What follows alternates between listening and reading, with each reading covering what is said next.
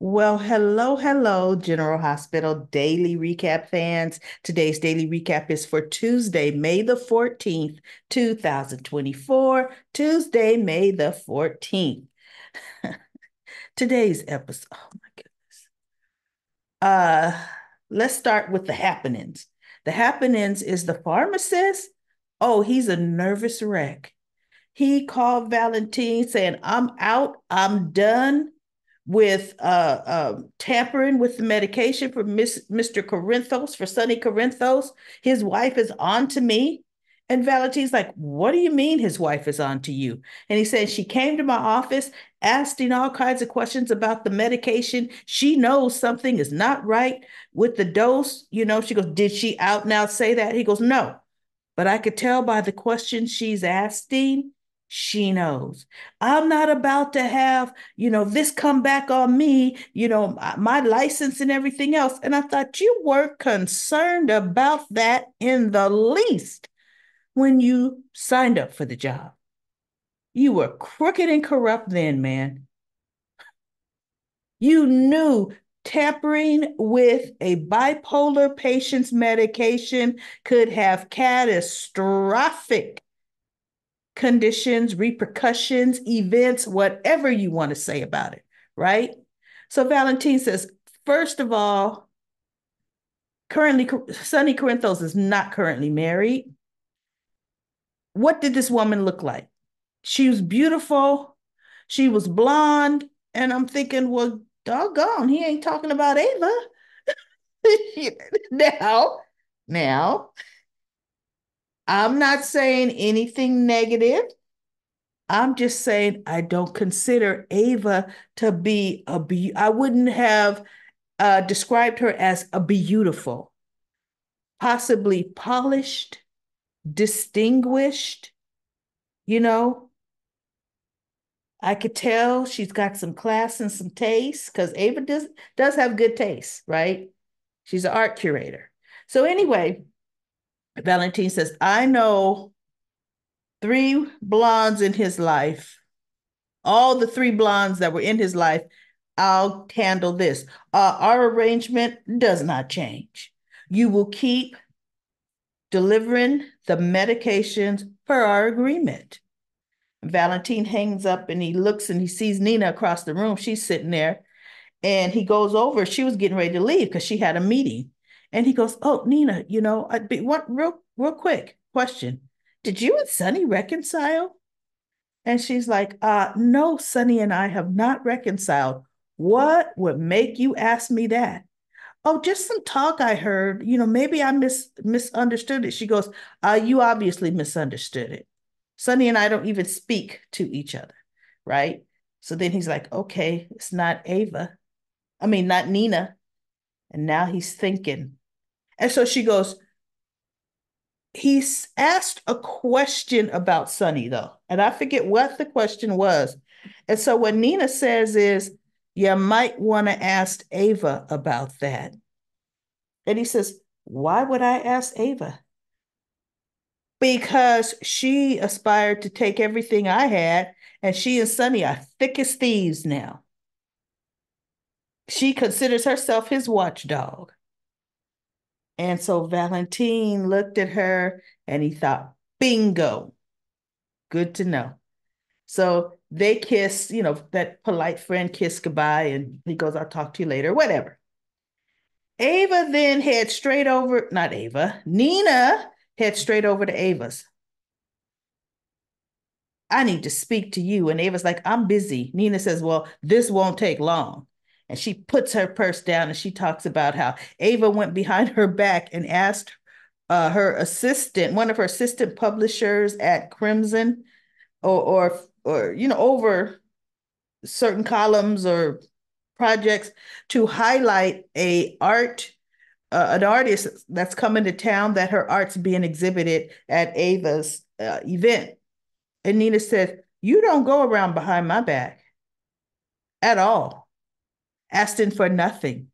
And Ava said, I knew how you would react. And this is business. You're making things personal. And Nina says, For one thing, I know the artists you're trying to get featured, and I happen to respect their work. I actually would have gone along with it, would have agreed to it. But see, you tried to go behind my back. And Nina says, look, I mean, Ava says, look, Nina, this is good for Crimson, and this would be good for the artist. But I knew you would be too immature or too not, whatever she called her, vindictive to even see it. And Nina says, unlike you who connived, who went behind my back. Oh, and by the way, I still haven't outed you to Sonny and told him it was your idea for me to call the SEC. It was your idea for me to sell the hotel. And Nina, Ava goes, still haven't learned how to take responsibility for our own actions, have we? Because Nina's like, I have changed. And Ava says, from what I'm looking at, you are the same. You're the same. Baby stealing. Uh, you knew Sonny was alive. You kept him away from his family for months. You are the same jealous person that wanted to turn his wife in. She says, so no, Ava, I don't see nowhere near that you've changed. Now, I was surprised she brought up Nina cutting Avery out of her stomach and stealing her baby. See, because how could you become friends and best buds with somebody that did that to you? Right? So, anyway, Nina ends up saying, well, I have changed. And oh, she threw Nicholas in Ava's face. She's saying, yeah, well, Ava, you know what? You, on the other hand, don't even know how to keep a relationship. Pot calling kettle black, but because had you been able to, possibly you and Nicholas might still be together. And Ava kind of looked at anytime you say Nicholas, it still like cuts her. And she goes, well, you're probably right about that. But, right? So Nina ends up saying, yes, she'll feature the artist because it's a worthwhile artist she likes, but next time, don't you ever try to go around me, right? As Nina's getting ready to leave, Cates comes walking in. I can't stand John Cates. Oh my goodness. He comes walking in. So what's going on here? Nina looks at him and Ava says, I don't even know if she calls him Agent Kate. And he looks at Nina, Agent Kate, I need to speak to Ava Jerome. And Nina says, oh, I know who you are. Although the last time I saw you, you weren't dressed. When I saw you in the hotel room with Carly Corinthos. And he goes, yeah, and you know what? You got that entire situation completely wrong. Meaning you yapped your mouth about something you didn't know what you were talking about. So Ava, she's kind of sideways to him. She looks at him. She goes, you know what? I don't even care to think about it. Like, I don't care enough to comment. I don't care enough to think about the situation. Whatever, So what? I maligned you. And she goes, oh, and by the way, you talking to Ava Jerome? You better watch that one because she's devious, she's sly, you can't trust her. She's saying all this stuff about Ava as she's walking out. So Kate looks at her and says, ooh, great relationship, huh? And so then Ava's like, you know what? I don't have time. What do you want? I want to talk to you about Sonny Corinthos. And Ava's like, why would I be able to give you information about Sonny Corinthos? Because you live with him. From what I'm hearing, you and he are real close. And you would know things. And Ava's like, I don't know nearly as much as you think I know. So Kate looks at her. And then he goes, no, from what I'm hearing, he goes, I'm figuring you're angling yourself. And he goes, angling myself. Ava's like, angling myself for what? I don't know.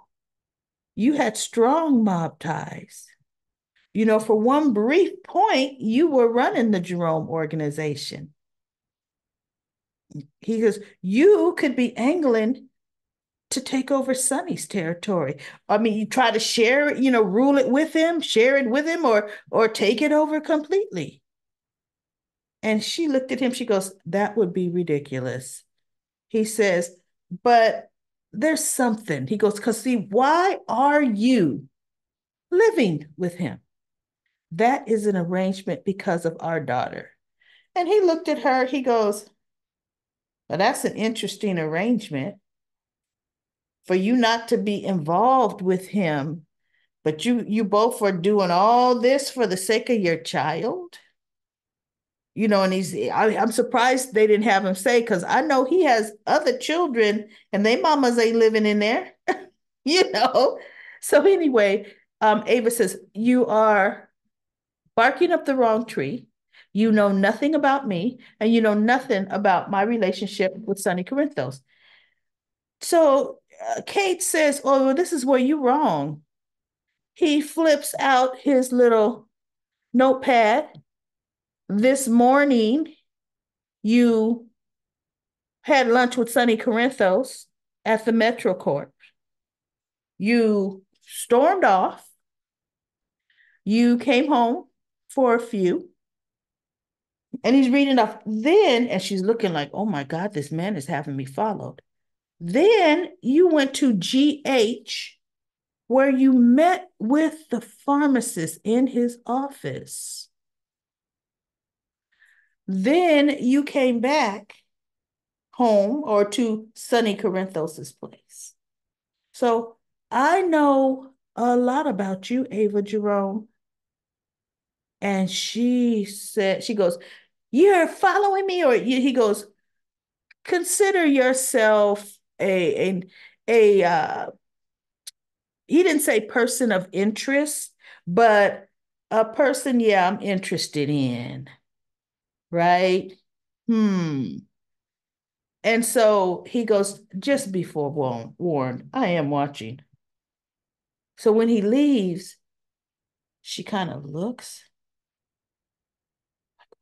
wait, he saw me go to the pharmacist. And I thought, yes, see, that's going to end up being a critical piece of information, right?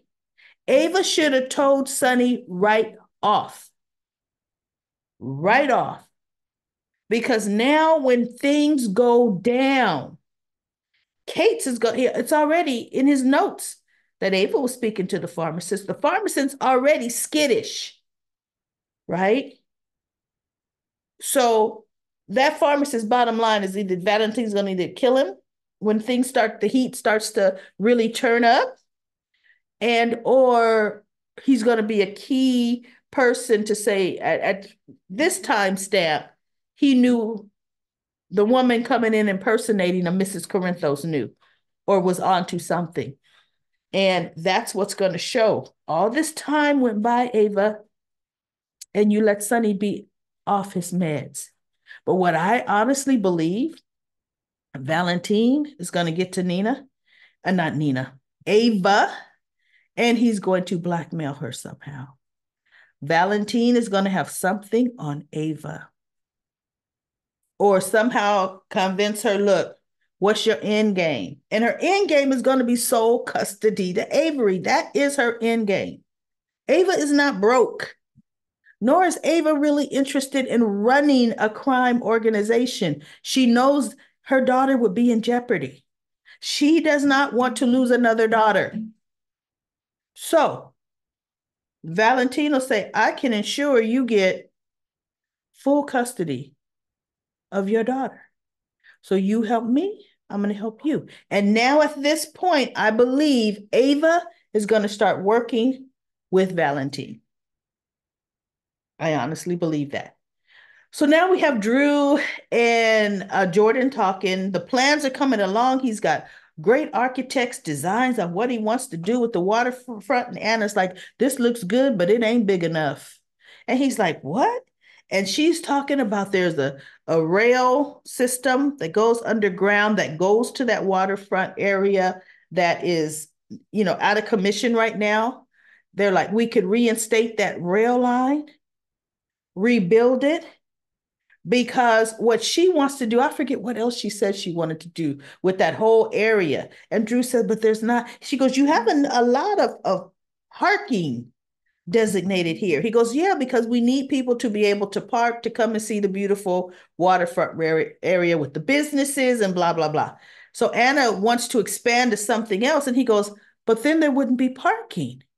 And that's when she brought up the rail line, said, look, now people would ride the rail into that area. They would not need to park there. And he's like, oh my goodness. And then I guess, congressman or senator, I think he's a congressman, wherever he is, he comes in and he sees Drew and Jordan talking. So Drew really was working with Jordan. See, so he was happy about that. And Jordan has to leave. So Drew's like, let me show you the plans. And he goes, I don't have time for that right now. And he says, so you're an ex-con. See, when you presented your case to me, you didn't tell me you had just gotten out, released from prison. And Drew says, had I led with that, you wouldn't have even given me the time of day. So they ended up talking, and Drew did not try to backtrack, try to say I was falsely accused. He did not cower down from his conviction. He's like, I've done my time. This is a good deal. This is for the citizens of Port Charles, period. And so the mayor says, well, I have a death sentence. And he's saying, we need somebody to take over my position that cares about the city like you do. And he says, because yeah, an ex-con can also be in Congress. I think it's a senator, whatever he is. And Drew looked at him. So then when the scene came back, he goes, who would vote for me? And I'm just going to say senator, y'all. In Comment Corner, say what he is. The senator says, my constituents, whoever I back, they're going to vote for. He says, you have heart. He goes, you can't be bought. He said, because you have money and you come from money. And I'm thinking, well, he wasn't raised with money, but Drew does have money. He says, so therefore I know you're not going to be swayed by this person offering you money, that person offering you money, and you clearly want to beautify this city. He says, I want you to think about it. He said, because if you do want this, I can make it happen. And so Drew sat back and he goes, well, thank you for the vote of confidence. Like, wow. And I'm thinking, now, won't that be interesting? Right? Drew in a position of power for the city of Port Charles. And Jordan as the mayor, because we know Laura's on her way out. So, okay. Right? So we have Gregory talking to Alexis, gives her a pep talk about, yeah, she's going to do great. And she's going to, do well with her trying to get her license back. And then she's telling him he's going to do well. And he needs to apologize to Finn to patch things up with his son, blah, blah, blah. And then Danny shows up. Danny shows up and he goes, Danny, what are you doing here? He goes, oh, came here to give you a message. Where's your mom? Oh, she's out doing errands for Brooklyn. She dropped me a scout over at the Quartermains. Yuri's outside. Because he goes, this is not a good neighborhood. He goes, Yuri's outside. Nobody's going to mess with him. And he goes, Yuri? He goes, yeah, Grandma Monica, she told me to come give you a message. She wants you to come to the wedding. Because she's sick with the flu. Sick with the flu. She's sick with the flu, but yet next week she's going to be at a conference in Germany. And she wants you to stand in her place. And he goes, okay, Brooklyn's wedding. He goes, she knows you hates wearing a suit, but she wants you to do it for her. And so he says, okay, I will not argue with Monica, nor will I tell Monica no. You let Monica know I will do it for her. So that's good. See, that's where all the trouble. Sonny's gonna really be off the chain at this wedding. That's what's gonna be good. But that's it, everybody. That's it for today's Comment Corner. Comment Corner. I will be back with another daily episode of General Hospital. Oh, that wasn't it for Comic Corner. My goodness, that's it for the recap. Now let's go to comic. I'm trying to get this thing done, everybody. Let's go to Comic Corner, Comic Corner. This time on Comic Corner, I get to go from the bottom to the top. From the bottom to the top. And you know what? I forgot to also mention everybody. Anna decides to tell Jason that, oh, we can use Carly, what she's done, her butting in to our advantage. And now Anna's concocting some other plan, to in order to trap Brennan and Pike, whoever's over Pikeman. And she actually, the dinner with Valentine went very well, and Valentine wants her to have another one with him, and she agreed. um, he wanted her to have a nightcap, and she said, nope. So he goes, well, another dinner? She goes, perhaps, yeah. So anyway, we'll see. But none of Anna's plans ever go well. They never do. So Comic Corner, Lucy says, you're the best recap lady. Anna Devane is off the hook since she became police commissioner. I do like this Anna better than the, oh, I shot a child. I shot a child who had been stalking me for months, vandalizing my property, burnt my house up with all my worldly belongings, even though we found out that wasn't Charlotte. But, come on now. Uh, I am says Anna is a bully. She wants the power of the mob and respectability. It ain't gonna happen. And Eva says, I love Carly and her gorgeous hair. Glad she didn't give Nina the time of day. I like that too. I like Carly not reacting to Nina in any fashion. That's just the best. And then Cindy says, if Ava wanted to wanted the invest Anna, if Anna wanted the investigation to be kept quiet, why is she blasting Carly out in the open at the Metro Court while everyone was walking by and they could hear every word she said? I know, I don't get that either. What was that about? Anna has an office. Sindis says it made no sense that Nina would go see Carly at the Metro Court and tell her that she was right about Sonny. I know.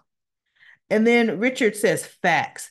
Every time, if you notice, it's Nina seeking out Carly, Nina seeking out Carly, Nina seeking out Carly. And then Cindy says the new writers have already begun splitting up couples. I think they're laying the foundation for Michael and Willow. He and Sasha had a heart to heart, and she's living there now. Drew and Willow are involved in a business relationship, but the camera lingers on his face when she leaves the room. You know what? I wondered about that too. Why is he looking at Willow the way he's looking at Willow? And Willow has never been a cheater. And you know what? Realistically, Michael hasn't been either. When I think about all the different relationships he's had, he's not been a cheater. And Willow and Drew would be the worst couple on this planet. Sasha and Michael had their chance. We were already used to Sasha and Cody. So no. But I have noticed Drew is looking at her longer than to me he should. I don't like it, writers. Don't you dare do that. And then Sandy says to comments to Cindis, hey, Cindis, they're not only splitting up couples, but the people are changing jobs. Everyone and everything is changing. Even Heather found the mind she lost 40 years ago. LOL. I know, huh? And Sandy says to Cindis, you're right. We're all watching a new General Hospital. Yeah, and I don't know if I like it now. And Sandy says, all of the people for Anna, of all people for Anna to talk to about the WSB and FBI business in the hallway loud with Carly. I know. Why Carly and Sam helping Jason now? Helping Jason. How many innocent people will get hurt? Ooh, it could be a whole lot. Please, no way should Drew run for political office. We need Gregory to to stay. I love him with Tracy and Alexis. We can always we can always bring him back as a twin cousin. He has become the man about town with the ladies. And then Jackie does some laughy faces. Well, you know what? No, they don't have to bring him back. Just don't kill him. Have Finn find somebody that has not a cure for that particular disease, but realize Gregory doesn't have that disease. He doesn't have it. Okay, so let's get him cured. Let's get him on a protocol and let's get him back in action. Ron says Ava has been found out now by Dr. Snitch to Valentine. Or the doctor snitch, you mean the pharmacist to Valentine. He might go after Carly firsthand. Wait, first, then Ava. 9 times out of 10, Sonny and Jason will come together to get Carly. Yeah, we'll see. We'll see what's going to happen. I am says, where is Martin and Cyrus? I remember Cyrus saying he was taking time to see his mom, but that was long. No. Cyrus has been back. It was around Christmas time when he said he was taking time to see his mother, or Thanksgiving, those holidays. It's been a long time ago. Remember, Laura has seen Cyrus. She went there and talked him into pressing charges against Sonny. So that was recent. Night Girl says, well, Sam is the girl I know and love too. I don't, And everybody is making bad reviews about Sam. I don't like that. I think Jason was in the wrong for letting his family believe that he was dead to protect grown up Carly. Carly should clean up her own mess, not Jason. I think Kate's was bluffing anyway. Jason should allow to be a dad, should be allowed to be a dad to his kids, not protect Carly. Jason chose to protect Carly over go see his kids, right? Just how much time has Monica got? She should be spending time with with her family, right? I do admit that Sam is wrong to keep Jason and Danny apart. I hope that she changes her mind about that very soon. Look, everybody's changing Sam's mind for her, including Danny. They're going to go see Jason anyway. All Monica had to say is, I sent him there. Oh, okay, Monica. And I sent Yuri with him, so he was protected. Okay, Dr. Quarterman, you're right. Yeah, there we go. P. Merle says, Carly and Jason are BFFs and ride or die. Port Charles and GH will burn to the ground before that ever changes. If Carly knew what she was up against, she would handle it. They better have more than a recording with Diane as her attorney. That is so true. Because if it is a recording, all the other 5 family mob bosses are on that recording too, not just Cardi. That's why I think Kate's is full of it with that completely. And then T. Dominique says Anna called herself trying to check Carly and forgot who she was talking to. Carly gives no FKS, LOL. Okay. And then last comment is from Denzel. Yesterday's GH was decent, but in my opinion, Anna should have arrested Carly. No, Anna should have arrested Carly for what she did. Carly should never have gotten involved or eavesdropped in the convo between Jason and Jagger about Pikemen. As much as I'm not an Anna fan, and how the new writers of GH have written her lately. Well, look, I haven't liked the way they've written her for a whole year. Best thing they did was have her shoot Charlotte. And then after that, it was like, oh, girl, goodness gracious, right? I have to agree with Anna on this one. Carly shouldn't have gotten involved, and now she made things worse. But hey, it's Carly. Nothing about her character for the past 28th year in PC. It looks like Nina and Willow are getting along, but for how long?